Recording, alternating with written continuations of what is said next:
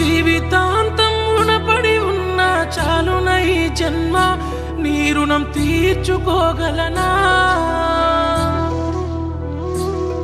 నా భవిష్యత్తు కోసం